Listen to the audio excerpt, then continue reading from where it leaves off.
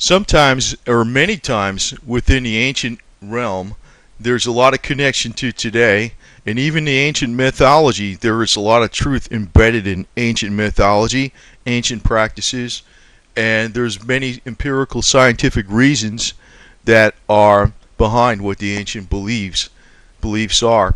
Many times today, in modern times, the ancients are kind of like looked upon as not knowledgeable, not enlightened, and that today's science is really the realm where everything should rest.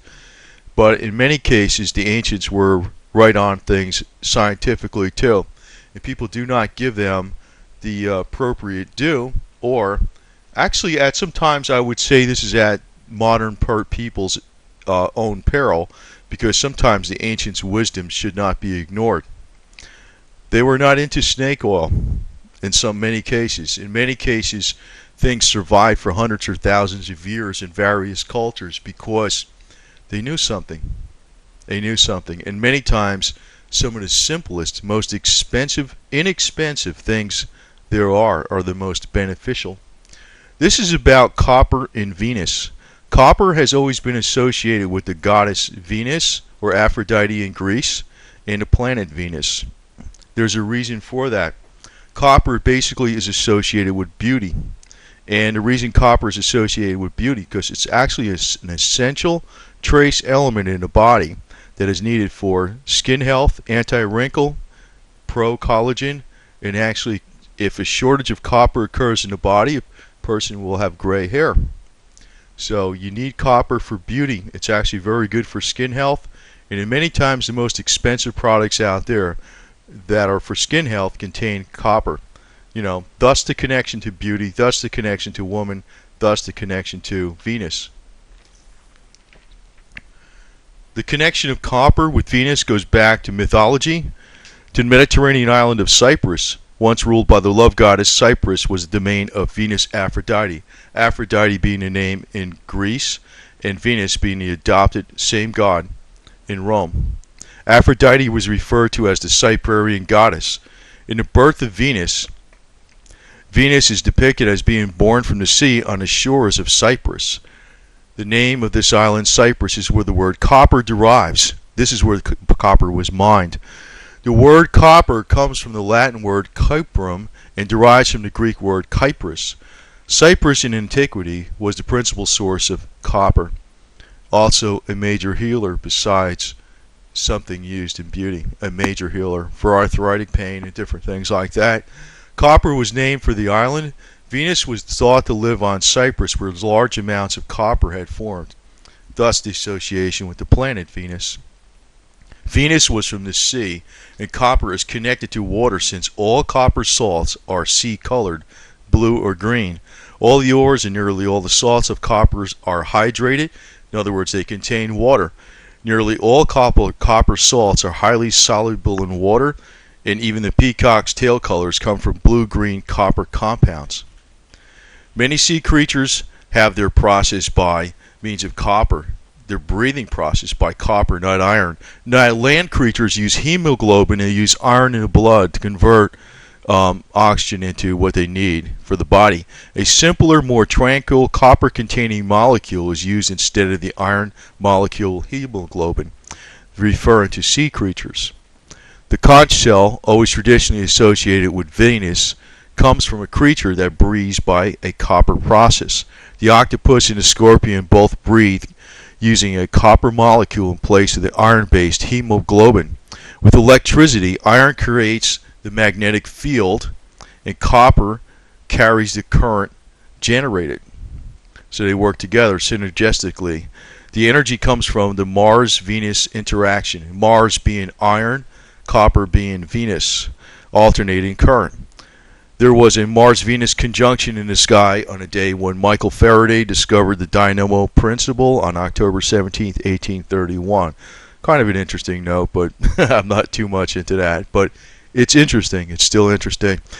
As Mars and Venus in mythology were closely related, so are they found bonded together in the depths of the earth. In other words, copper oil is actually found in iron copper pyrites, in which copper occurs together with iron.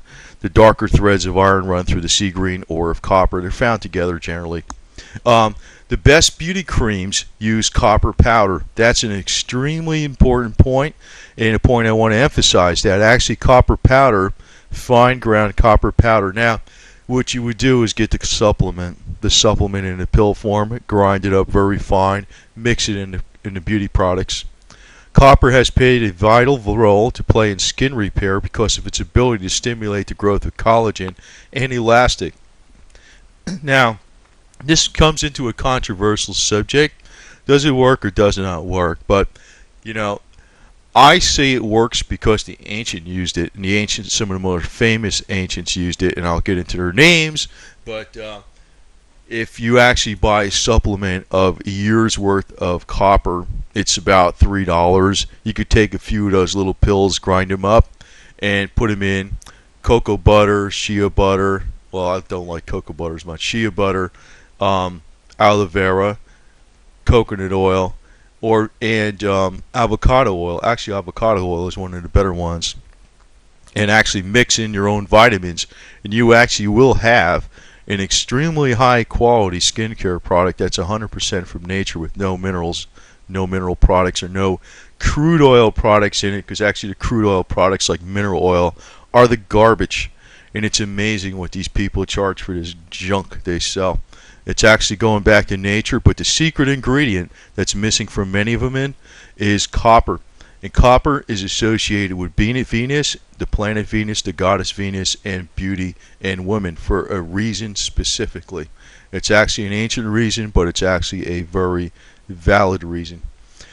Copper has a vital role to play in skin repair because of its ability to stimulate growth of collagen and elastic. Products containing copper tend to have good anti-inflammatory effects on the skin. They also have good antimicrobial effects. So a lot of times people might have like a little redness on the skin or anything like that. It's due to some type of light infection. Copper can help with that too. It almost works as good as colloidal copper against infection. Almost as good. But it has the advantage of making collagen production better. It raises it a little bit in a lot of cases. It is melanin, the copper-based skin pigment, which causes the bronze tannish glow that is vital for beauty due to melanin. And that's also in the hair color. So that's something that's in copper. That's another reason why, if you have a shortage of copper, people can get gray hair from a shortage of copper. And when they add the copper back in, the hair color restores. In some cases, it's nothing more than largely a copper shortage. Some people might find that extremely interesting. If large amounts of vitamin C or zinc are taken, additional copper is required. And I mentioned that in the case of smokers, they require a lot more vitamin C and also more zinc because they're pulling, well, especially in the case of vitamin C, they're pulling out a lot of essential vitamins as they smoke cigarettes. Cigarettes have a tendency to pull out, like a 1 pack of cigarettes will pull out several times the recommended daily dose of vitamin C out of the body. Vitamin C is very necessary for collagen production and protects the skin health. And that is a reason why smokers get wrinkles, of several. But extra vitamin C and zinc will help. But then copper needs to be added. All these supplements are actually very, very inexpensive, and I always recommend getting natural things. Now, in the case of copper is pretty much natural in its own right, so you don't have to worry about somebody synthetically making copper. It's just a matter of getting something that's absorbable. Copper has been used as a remedy for gray hair. I also mentioned that before. Burns, arthritis, parasites, and viral and bacterial infections. Copper actually kind of works almost as good as silver in that respect. And actually, it's an interesting note or adjunct that people who worked in copper mines seem to never get arthritis or rheumatism, where they would have problem with the mobility of their joints. It was because they were always exposed to the copper. And this is another one that copper jewelry worn directly on skin has been used for hundreds of years, actually thousands of years. And also I want to mention that copper sort of like silver, but not as popular, actually has been used as money, not just as something as a content of coinage, as a commodity. In very ancient times, copper was used as money too at one point in time. So there actually will be such a large pressure on this commodity also that it will go up. It will go up quite a bit. It's actually another thing to protect wealth in a way too. Not as good as silver, but still it's going to be beneficial. The Queen of Sheba obtained ground copper from King Solomon, from which he further refined and mixed down to a thin paste before applying it to her face and body to retain and improve her beauty. You know it worked. You know it worked because the famous names have used it in the past. Queens Cleopatra and Queen Nefertiti of ancient Egypt practiced the same procedure.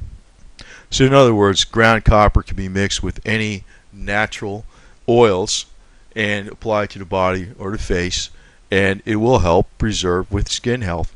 But as I've mentioned before, the majority of it comes from internal nutrition. The average woman has about 20% more copper serum in their blood than men, while men have 1/3 higher level than iron than women. And that's where you get this Venus-Mars connection, because it's sort of like the ancients kind of associated a planet with copper, but copper actually is more present in a woman's body. They associate the planet Mars with iron, and iron is more present in a man's body. The significance of this is mainly ignored by modern medicine. As most things in modern medicine, they seem to know everything, but they don't. Iron and copper levels are sex-linked in the same way genders are symbolized by the planets. The level of copper in human blood is critical in about 1 part per million by weight, but in the case of women it can go higher. Copper in a woman's blood serum has a monthly cycle in tune with their menstrual period, peaking a week or so before the period arrives. This is because the copper serum actually exists as part of the protein seroplasm, which metabolism is closely linked to the female sex hormone estrogen, so therefore copper is very much linked with women.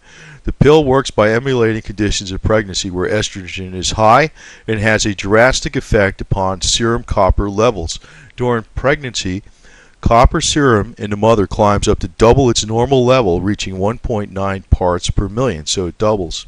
Conversely, iron in fetal blood also increases at the time of birth approaches, so a copper-iron polarity develops.